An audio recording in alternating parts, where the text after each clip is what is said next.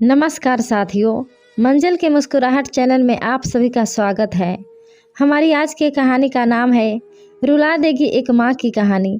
सच्ची कहानी। 70 साल की उम्र में जब उन्हें घर में आराम करना था, तब घर घर भीख मांगने को मजबूर होना पड़ रहा है।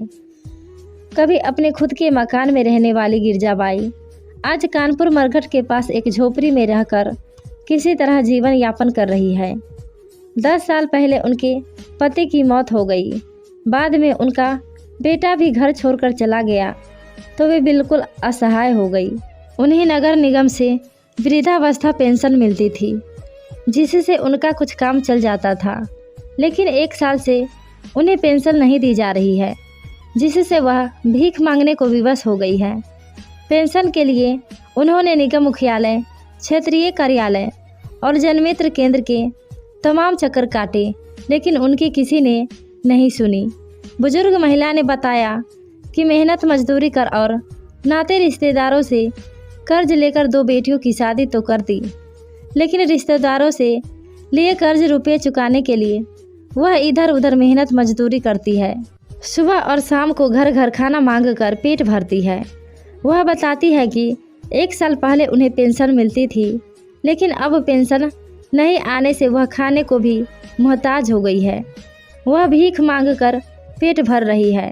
पेंशन के लिए वह 1 साल से निगम ऑफिसों के चक्कर काट रही है, लेकिन अब तक पेंशन नहीं मिली है।